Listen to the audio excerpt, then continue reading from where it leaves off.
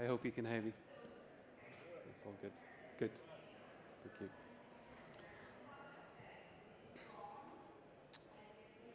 Right.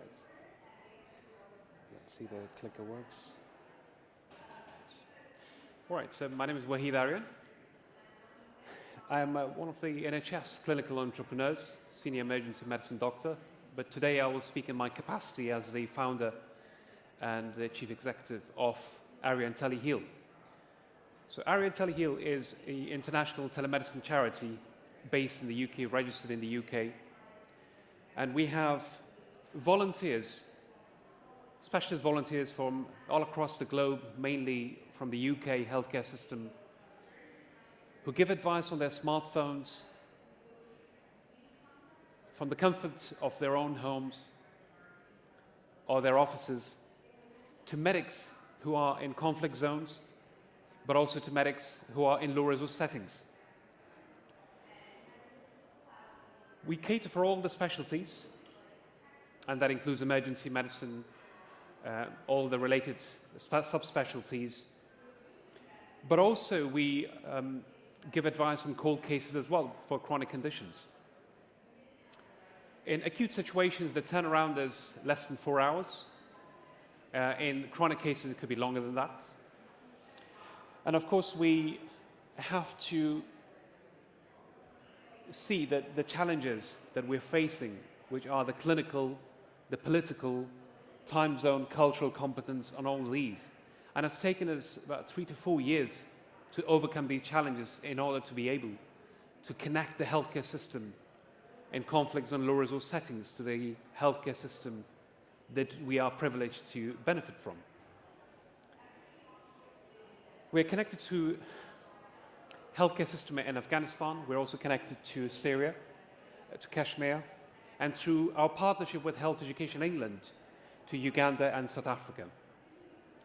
I'm very happy to collect questions after my talk or later on mainly about the challenges and how we do this using simple technology as well as complicated technology.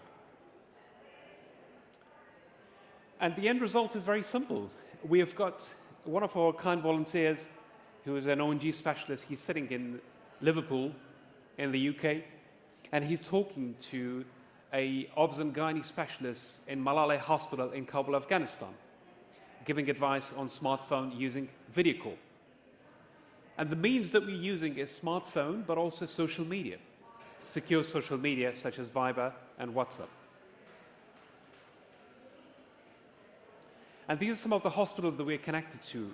For example, Wazir Akbar Khan Hospital, which is the major trauma center in Kabul, Afghanistan.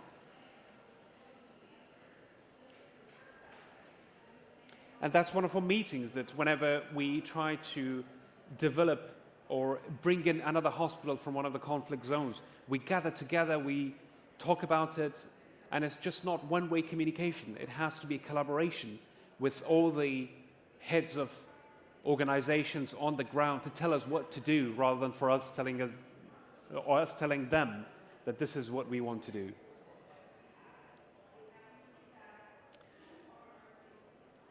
This is us getting connected to a healthcare system in Afghanistan in 2015. That was the first pilot we did. And I'll come back to the history later in my talk and how it all developed and how it all started. When we proposed to the government of Afghanistan, Republic of Afghanistan, that we wanted to implement telemedicine, they listened to the proposal that we had, and afterwards they allowed us to start piloting with 5 hospitals in Kabul. And following the pilot that we did, it showed through the surveys we did that it was life-saving, but also it was very educational to the medics on the ground. And hence they allowed us to get connected to the rest of the emergency and ICU departments throughout the country. Indira Gandhi Hospital is one of the pediatric hospitals, and that's the main children's hospital in Kabul, Afghanistan, that caters for children from all around the country. They come in. And we're connected to them, and through text, video, as well as through phone calls, our pediatricians guide those pediatricians on the ground how to look after the children. And taking it to the extreme, we're also connected to the front line, which is in war with the Taliban.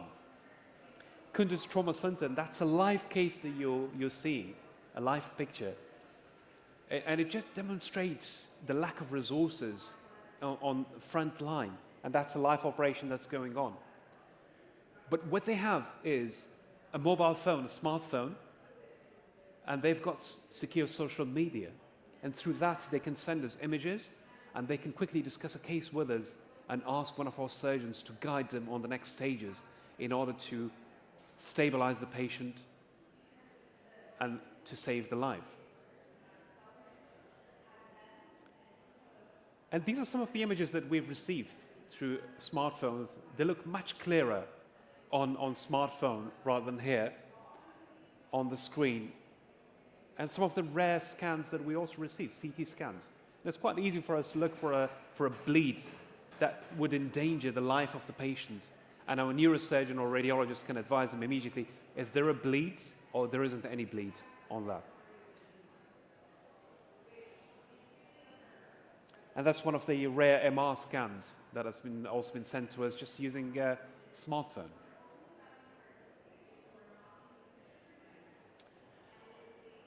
The work we do at the moment, and right from the start, is built around collaboration and support.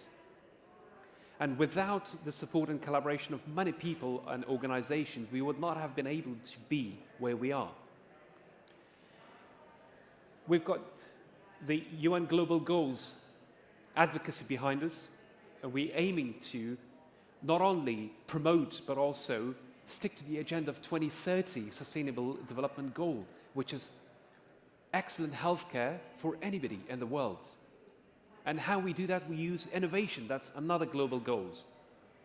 And of course, we provide education using technology. That's a tele-education. That's the third main Sustainable Development Goal. And we use the platforms where we can communicate our aims, our collaborations to big partners and policymakers. For example, I had the opportunity to speak on the Malaria Summit, which was running alongside the Commonwealth meeting, as well as on the, through the UN TV. And again, to invite partners to come in and help us in this global work that we do, so we can get our work to as many people as we can throughout the globe. I've also spoken at Royal Colleges, again, in a way to show the simplicity of the work we do, but also for us to be challenged on some of the aspects that we might not have thought about. And I think that's the best way to talk about our work, to discuss, invite collaboration, and also look and see where we're lacking or we have not looked after some of the challenges so we can be pointed to.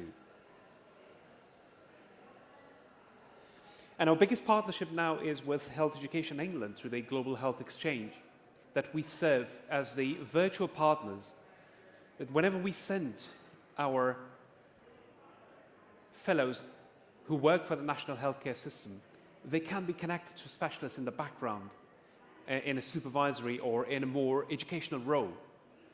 They're sent to Uganda, they're also sent to South Africa, and we're hoping to send them to some other countries as well. And whilst they're helping people on the ground, they've got specialists in the background that they can talk to. Instead of Googling, they've got a specialist. But of course, there are limitations to it, but given the limitation, they can summarize the case and say, what might be the best option, or what are the current guidelines for me to be able to treat this patient? And that's the tele-education side of the work.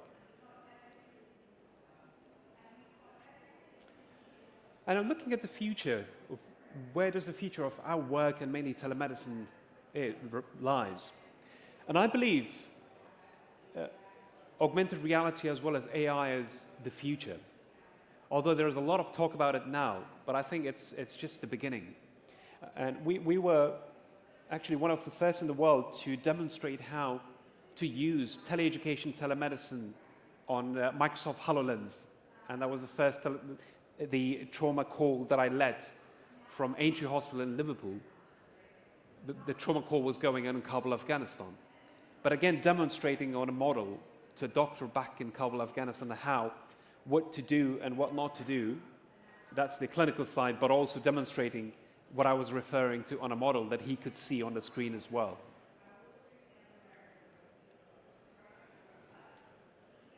And these are some of the awards that were given to us, from the Islamic Republic of Afghanistan to the Minister Advisor. The HSJ 2016 Award for Healthcare Leaders, the highly commended one. And again, that was the UN Global Hope Award that was given to us last year. But we use these platforms again to communicate our aims to the policymakers. The work we do relies on the policies on the ground. Every country is different. They've got their own set of rules. And I think that's where the big hindrance or the big challenge for telemedicine is, that the rules are different. The only way to get around them is to get to the top, speak to the policymakers, invite them to come together to talk about it, and find a mutual ground of communication whilst adhering to international standards. And I think that's one area we've been quite good at, to network with policymakers around the globe.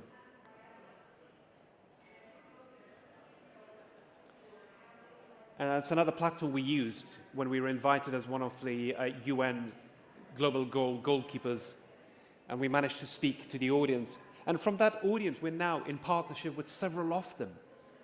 For example, heads of the refugees in Liberia, in some other countries, that they're doing fantastic work. But they're also connected to the virtual system that we have. And we are also connected to the people they are connected on the ground.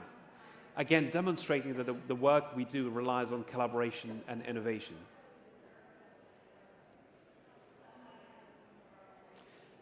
And that's the ethos of the innovation we do, actually. Mainly, our whole values revolve around passion, compassion, teamwork, and problem solving. We try to keep things very simple rather than make it too complicated whilst adhering to international standards. So this is the smaller second part of the talk, which you might be thinking, why on earth am I going to war zones? And why am I risking my life, as well as probably my family's life, to go with me, to be able to connect colleagues from here to there? Well, I'll tell you why. So I was born in Kabul, Afghanistan in 1983, during the Afghan-Soviet conflict. And when I was born, so the first 5 years we spent in cellars hiding from the daily rockets and the bombs. And we didn't have much peace. And we had to flee from one part of the country to another. And then finally, my parents, they decided that it would be safe for us to migrate to a safer country, which at the time was Pakistan. So like many other refugees, we went to Pakistan. And that's a picture that resembled the conditions that we lived in for 3 years in a muddy room with few utensils, temperatures rising up to 45 degrees, and one family of 10. And that's when I contracted malaria along with my family members. A few months down the line, I contracted tuberculosis, which went on for 2 years, and that turned me almost into a skeleton. And during my interaction with the doctor that was treating me in the refugee camp, I became passionate about becoming a doctor. That was my first flame for medicine. And then after, miraculously, I survived TB and we went back to Afghanistan, I took that passion with me to be able to become a doctor one day in order to be able to help people like myself and many other people who were actually suffering more than I did. They'd lost family members, they'd lost their parents, the orphans. And I kept that dream with me to be able to help them one day. Unfortunately, when we arrived back in Kabul, Afghanistan in 1991, within a year, the civil bloody war started, and there was a street-by-street fight amongst various groups, and that turned the whole Kabul into rebels. And because of that, we had to again flee from one part of the city to another, and from one part of the country to the other. And in the cellars, that's where I self-studied maths, science, English, because the schools were mainly closed. In 1996, the Taliban took over, and the economy crumbled even more, to the extent that my father was driving a taxi and just to be able to afford a sack of rice for all the family members. And it went on for another 3 years. Again, schools were shut, universities were shut. And when I turned 15, my family realized that it was never safe, there was no education, and there was no future for me or for anybody else. And I was at an age that I could be recruited to fight alongside these fighters and to save my life. They sent me on my own to the UK, and I landed in 1999 as a 15-year-old with $100 in my pocket. And then, again, I kept the dream with me, that I had no family members, no support, nobody to guide me, but the dream was there to become a doctor and to be able to help back. And hence, I continued to work, and I kept working during the day. It was on Edgware Road that I was a salesman, and I was also doing some other jobs around it. But I kept that and also kept studying in the evening in 3 different colleges: Hammersmith, which was around the corner here, Westminster Kingsway. And I was very lucky, but also I worked extremely hard to gain 5 A grades that enabled me to get into Cambridge University in 2003. And I completed that in 2006 and went on to complete my clinical studies at Imperial College in London. And I graduated as a doctor in 2010 with an elective at Harvard. And finally, when I became a doctor in 2010, I hung on to the dream that I had in the beginning to be able to help, even if it turns out to be at the expense of my own life. But I've seen so much suffering on the ground that I believe that in collaboration and help, we can help. On a day-to-day basis, that's one of the pictures that keeps me inspiring and keeps my fire burning, even with lack of resources, lack of funding. And as soon as I wake up, I even don't need coffee. I just need to look at that picture. Simply put it, there was a girl who I met in a refugee camp a few years back. And when I was looking into her eyes, my own childhood just flashed in front of me, the 15 years of war. And if I could rise from the situation where she is and where I was, to be able to come, to do these things, but mainly to be able to give back with the help of colleagues and friends, what could she do?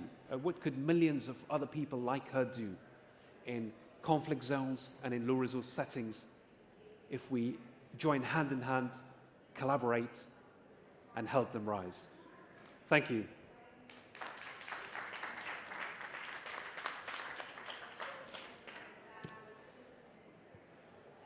I'd be delighted to take any questions. Has anyone got any questions? Incredible story. Very moving and inspiring.